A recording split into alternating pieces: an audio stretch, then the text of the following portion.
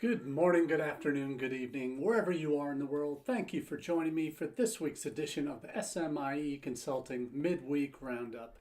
It's Wednesday, December 18th, 2024, and today we're celebrating our 301st edition of the Midweek Roundup. Thanks to everybody who chimed in with their well wishes after last week's 300th episode. Really grateful for all the ongoing support I feel from my international education colleagues all around the world. And it's a great pleasure to be coming to you again this week to delve into three new questions we've been hearing from international educators over the last 7 days. And as we do each week, we take our three questions from themes we see developing in our newsletter that comes out on Mondays. And that newsletter is called All the SMIE News Fit to Share. In case you're wondering, SMIE stands for Social Media and International Education Consulting. That's the business. And been sending that out for over 6.5 years now. Bringing you the top stories of the week in both social media as they impact international education. That includes webinars, online tools, AI, social media tools, all of those, and evaluations of those tools in news stories we see. And then we also cover the big stories international education-wise in the United States and then globally, and then solutions that we see developing that we can potentially leverage in what we do here in our work in international education. Now, there are two ways to subscribe to that newsletter, either via our website at smieconsulting.org/subscribe. Scroll down, you can hit the subscribe button, put in your details, and you'll get the email version of the newsletter in your inbox Monday morning, 9 a.m. Eastern. The other way to do that is subscribe via LinkedIn, and the LinkedIn version plus the email version both have together over 2,200 subscribers that are getting this news every Monday morning. LinkedIn comes out about 8:30. You'll get a notification each Monday morning at 8:30 a.m. Eastern time. That'll bring you the news stories of the day. So we see in the newsletter on Mondays themes developing around certain news stories or particular news stories that really jump off the page that we want to go into more in depth here on Wednesday. And then we cover those three questions we develop in the Midweek Roundup, a half hour of our thoughts on how these news stories, how these questions all can play into how we look at international education on our campuses, in our communities, in our country, and in perspective of the world at large. So today, we're going to start off with the first question: why do we need less expensive degree options? Now, we all know that the United States is the primary destination, the largest destination in terms of a destination for international students to pursue their higher education outside of their home country. It's been over 1 million for several years, and we've surpassed pre-pandemic levels now with a total number of international students with well over almost 1.1 million in the SEVIS Open Doors number, in the IIE Open Doors number. The SEVIS by the numbers, the real-time numbers by DHS, we're still waiting for a late 2024 edition of that. The last version of it we have is from May, when there was 1.15 million, I think. But so the numbers have rebounded fully since the pandemic and reached new all-time highs. So that is our situation here in the United States. Part of the reason our numbers keep growing is the pie of globally mobile students studying outside their home countries has also been rapidly growing. Project Atlas, which is coordinated by IIE, that tracks data from numerous different destination countries around the world, has been projecting a continued increase globally in the number of students that will be looking to study outside their home countries. But what we see developing is though there are more and more students, and some are saying there'll be 10 million students studying outside their home country by 2030, That is huge numbers. We're at 6 million now, I think. So that's a really significant expansion. But the questions that we often think is, are all international students created equal in terms of their preferred destinations, in terms of their ability to pay, in terms of where they're coming from? No, they're not. Every international student is different. And one of the reasons that, though the pie has been growing larger over recent last 2-3 decades, you see that a problem with the the United States, if it's a problem, our share of that pie is decreasing. And in terms of what that pie looks like, it's now being made up of much more than the major players US, UK, Australia, Canada. You see other players in mainland Europe, Germany, France, Italy, Finland, Sweden coming into the fore. China, for a while pre-pandemic, had risen up to number 3 or number 2 number of students choosing that country to study for their higher education. So we see regional hubs developing in Southeast Asia, and there's been a hub in the Gulf for a number of years since the early noughties. You've seen universities set up shop through transnational education, through homegrown universities looking to grow their reputation.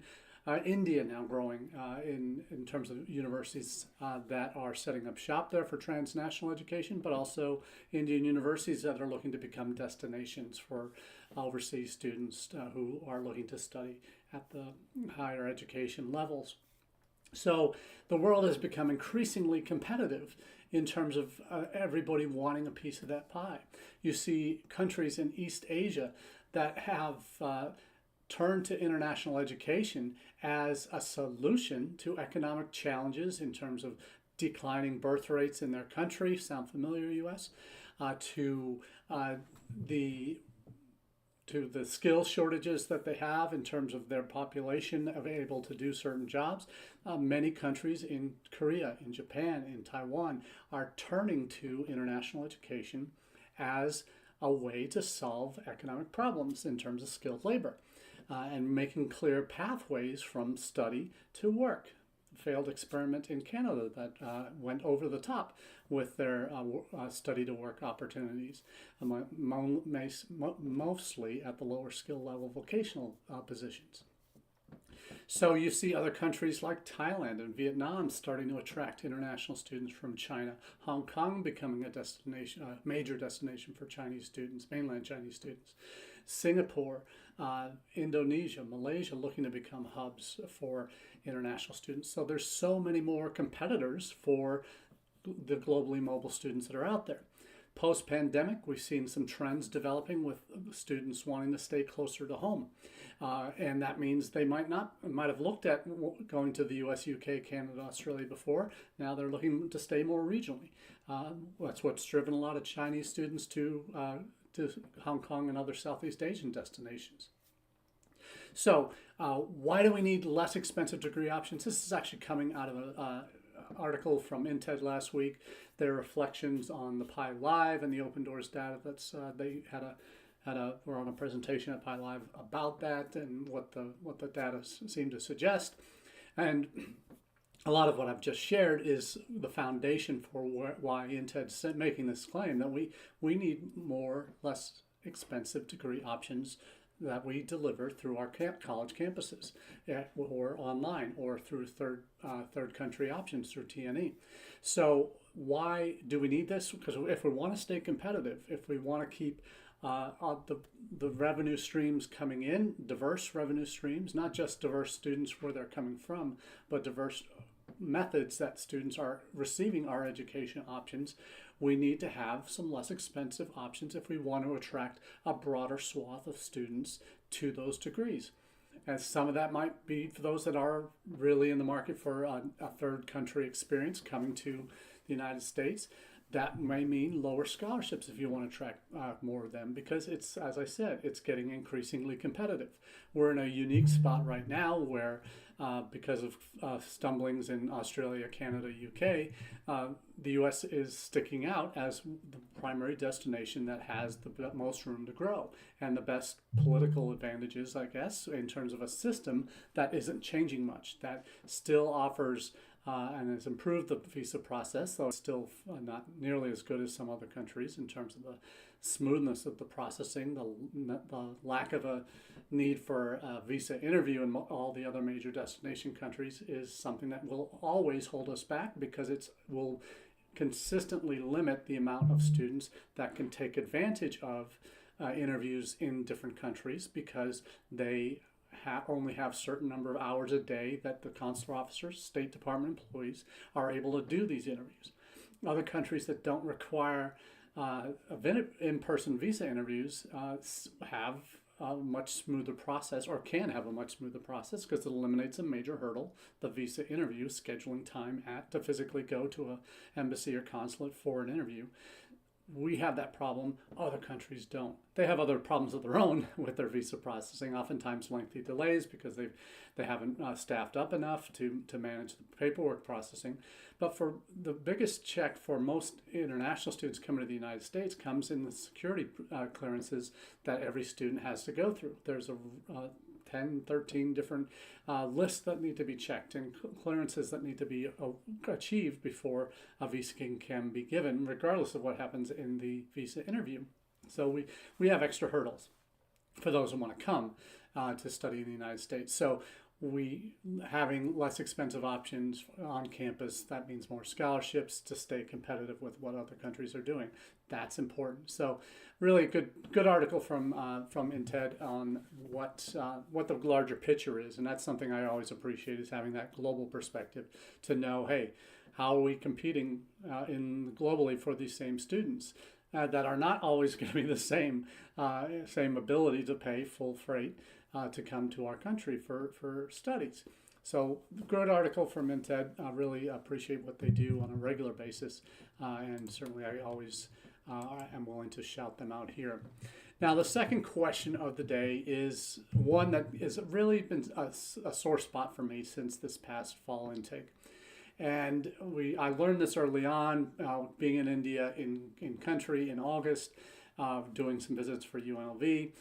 Fortunately, we aren't heavily dependent on India yet as a primary destination. It's a top 5 country for us, but not the primary one. We were hearing from all of our agent partners. We're hearing anecdotally from students on the ground, hey, we're being denied visas at a much higher rate than we have in the past. And that's the anecdotal stuff we heard on the ground in August. What the numbers are showing now for the main period, January to September, the end of the fiscal year basically, that this calendar year, 38% fewer Indian students were granted visas this year. Why is that? Demand certainly didn't decline. Demand has been up consistently for the last 4 or 5 years since the end of the pandemic. For basically 2021, 22, 23, and 24, the demand has been continuing to grow.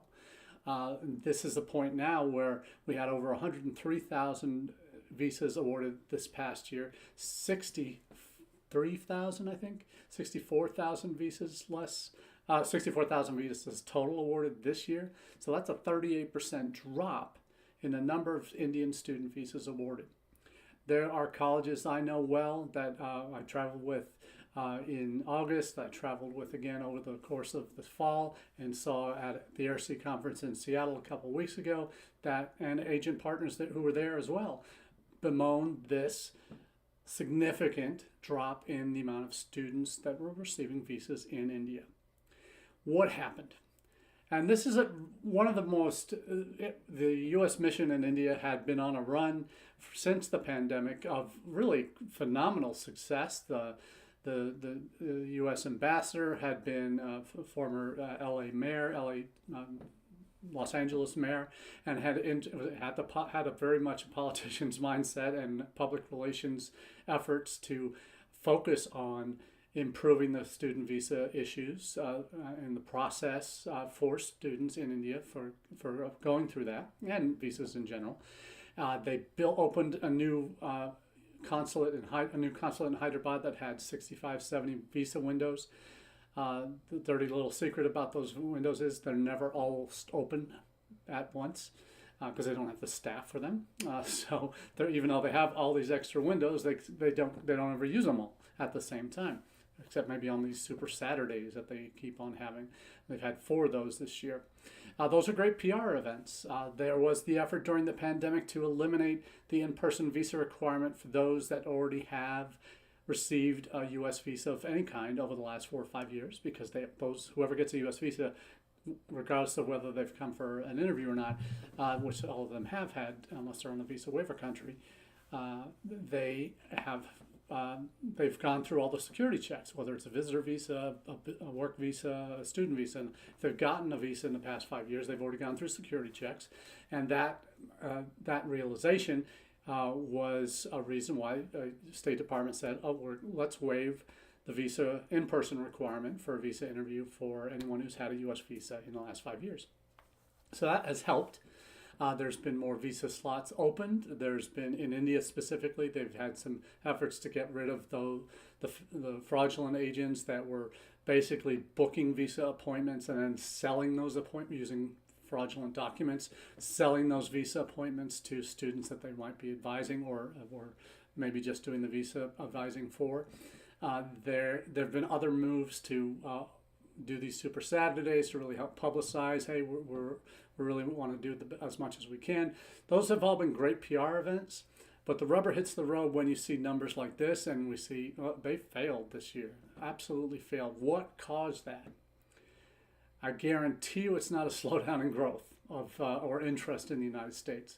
What this is going to cause is a reduction in interest in the United States for this 2025 recruitment cycle. So the damage that has been done in the first 9 months of 2024 by the U.S. mission in India for a market that is so hypersensitive to any changes in visa policy or realities or perceptions of what's happening with visas, let alone all the work regulations, the H-1B and the OPT regulations that they hyper focus on, that you mess with that equilibrium and you start throwing in negatives here and there, it just tanks the market. So we've seen the U.S. get increasingly stiffer in terms of their requirements, that they gave 38% fewer visas this year to Indian students. That is shooting yourself in the foot as a country. It's almost as bad as what has happened with China, with COVID, with Canada with their overreach in terms of the public-private partnerships that flooded the country with students that already had master's degrees who were applying for 2 or 3 year vocational programs just to ease their path to residency. What's happened in Australia similarly with the cutbacks in Ministerial Directive 107. All of these things are self-inflicted wounds. We're doing that to our largest demographic of international students with what has happened this past year, with a 38% drop in Indian students receiving visas. That has consequences with what's happened with Canada-India relations over the last 2 years. That has had consequences far beyond just the political back and forth. It's affected demand. It's affected interest. It's affected ability to recruit students out of India for Canadian institutions, and all of the other larger problems that Canada is facing now as well. So how did this happen? It happened because the U.S. consular officers in India that had been doing so well the year before, and even during the pandemic, maybe they were cycling out and getting a whole bunch of new ones in. That happens every year. So the folks, for those aren't familiar, the folks that do the visa interviews are typically first and second posting new foreign service officers when they first get into the business. If they're coming to a country for the first time, the first thing they're going to be doing is visa interviews for 7-8 hours a day. And that comes with consequences. Why? After so much good work during the pandemic, the first 3 years, and coming out of the pandemic, where interest was going back up, we're seeing pent-up demand. We're seeing all this extra interest in the United States. We see Canada, Australia, UK restricting. We're still open for business for the most part, and we all of a sudden this fall saw this huge drop off. In the UK, they're dealing with 17-19% lower visa approval rate. Accepting lower number of students getting visas to the UK. We're seeing 20+% drops in Australia, 20%, 25% drops in Canada, more in certain institutions. We're doing this 38% fewer in 1 year. 38% fewer students in our now largest market got visas. That's huge numbers. We were at 103,000 last year approved Indian student visas from January to September. We're only at 64,000 this year. We should have been 120, 130, maybe 120 would have been about right in terms of the upward trajectory of what our visa student population should be. So if you look at it, if we were at 120 from India this fall, the new students starting this fall, that would have been almost double what actually showed up in the United States this fall, new from India. That's a problem. That's a real problem that we have to address in our biggest market. It's not getting enough attention. It needs to. In the United States, we're getting all these other stories coming out of India, and then I'll be sharing the links there, but we're not hearing enough about it here. In some of the inner circles, ARC, NAFSA, U.S. for Success Coalition is starting to hear attention being paid on the visa rates. We certainly heard a lot about visa denial rates in Africa this past summer, but are we hearing the same urgency in India, our largest market? We're not, but we should be. So let's move on to our final question of the day. Now, this is a question that does hit home for me personally because it's coming out of a news story that my current institution, UNLV, is at the center of. We at UNLV have, over the last 3 or 4 years, certainly even before the pandemic, we're thinking about it. Our provost had the idea to, because of conversations he'd had with industry leaders in Las Vegas that had wanted or needing more folks who had employees that had Chinese language ability. Why?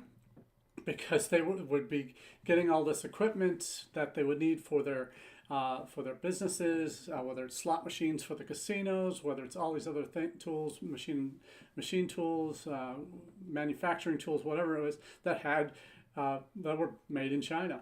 That now needed, the manuals were all in Chinese. They needed people to come and interpret these manuals. So this was an initial concern. And this is happening at UNLV, obviously in Las Vegas. We have a lot of a very diverse industry base in the city, not just the casinos and the hotels and the resorts and all that, but serious entertainment, technology.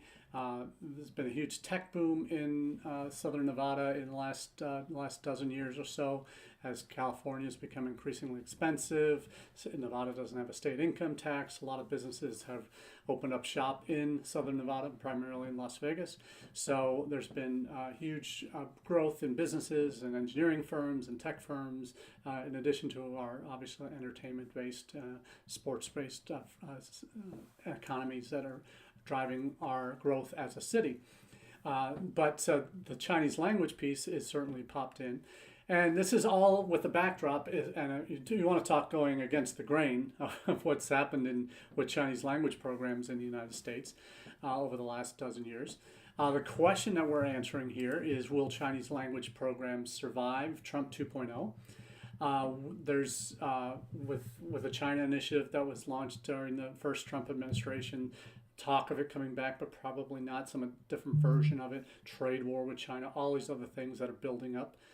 you would think that there won't be much future for Chinese language programs in the U.S. But at UNLV, we are opening one in the new year, and it's going to be called the SANS Institute for Chinese Language and Culture. Now, SANS is one of the major casino hotel chains in Las Vegas. It also exists globally, and they're one of the driving forces, a $15 million donation from that company to set up this institute that will bring in faculty that we will be paying through this funding raised by SANS to this program, funding that we will pay for the instruction. We will have full autonomy over the institute itself. It's going to be one of our many research institutes and centers at UNLV as an R1 institution. This is going to open the doors to a lot of other opportunities for some of our Chinese partners, particularly Sun Yat-sen University, to help provide a lot of the staff that we would have to teach the courses in the SANS Institute. And it's really goes completely against what's happened with Chinese language programs in the United States since the pandemic. Even before the pandemic, we're starting to see the Confucius Institutes start to close, and there's maybe only a handful of what used to be 30, 40 programs in the United States, and only a handful less left, and most of them are in the process of closing down. And there's been bills passed that would restrict funding to institutions that relied on funding from China in any form to have a Confucius Institute. And so no new Confucius Institutes have been founded. There have been restrictions. Department of Defense has had restrictions, Department of Education, on terms of aid that funding from military sources that were connected to funding other programs at your institution. If you had Chinese sources of funding directly, that would prohibit you getting those funding sources. That would have threatened veterans programs, financial aid for other things, that for domestic students if universities ran afoul. There was a waiver process that institutions could apply for. No one ever applied for that to be able to get this kind of agreement to open a new Chinese language and culture center. We're able to do this because it's relying solely on U.S. money to run and open our own center. So it's not going to, I haven't seen any mention of it in the national press yet. I'm surprised folks like Karen Fisher haven't picked up on this yet, and other outlets like Inside Higher Ed. Hopefully they will and see that, hey, talk about, and UNLV, our nickname are the Running Rebels. That is totally going counter to what the trends are. As rebels, that's what we do. We make it happen. And this is something that we've built, that we're in the process of building. So can we survive this kind of a new program? I hope so, because there's really a need, and it's a way to help bridge the gap between our two countries through having these kinds of interchanges that aren't politically tied to money and the threats of sanction and all of these other things. This is an opportunity for us as an institution to really open up doors for the future collaboration between Chinese people and the United States, and increase goodwill, helping to demystify the Chinese language and culture to residents of Las Vegas, to students at UNLV who would be taking advantage of this and beneficiaries of this program. So we're really excited about this. We're also excited about a totally unrelated announcement last week it wasn't actually last week, it's probably in November, but the State Department, they don't usually make big news when they do these things, but China has been on the State Department list, a level 3 travel advisory, which means reconsider travel to those countries. I've traveled to level 3 countries. I traveled to China when it was a level 3 country in June of 23. But that level of travel restrictions from the State Department often guides institutional policy, particularly if you have students that might be wanting to study abroad there. That unless they sign waivers and go through a very complex legal mix, they can't go to those countries.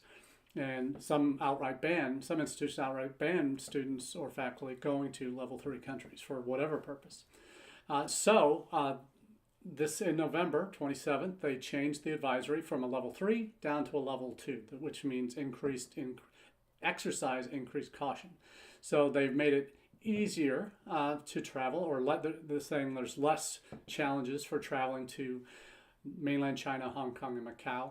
Are the 3 affected areas by this travel advisory. So it's good news if you've had study abroad programs that have been dormant since before COVID, that are now maybe able to go again because China's now in a level 2 instead of a level 3 country. So that's another bit of good news that might be coming at just the right time to now allow us. We're going to be sending a group of students there next summer to one of our other partners, Beijing Normal University, maybe some other events going on with some of our other new partners in China. So this is something that we're treating as good news at UNLV. So can they survive Trump 2.0? We'll see what the actual new regulations or executive orders that come down how that will actually impact travel and relationships. Hopefully we don't have a global ban like Florida has, like public universities in Florida and public universities now in Texas have on any kind of relationships with China. Travel to China not allowed under these state laws. We hope we don't get any of that nationally. I think we're fortunate in Nevada. We're in even though it went red in the fall elections, it tends to be a fairly purple state, and certainly where we are in Las Vegas tends to be a more blue part of the state. But the good news is some regulations are changing that allow travel there more easily, and what we're doing on our own, building our own Chinese Language and Culture Institute with U.S. funds, is really going to allow us to do some creative things in the coming months and years. So we're really looking forward to taking that forward. So that's all we have for you this week on the Midweek Roundup. I want to thank you again for making the Roundup part of your weekly international edification, and we look forward to chatting with you in the weeks and months to come.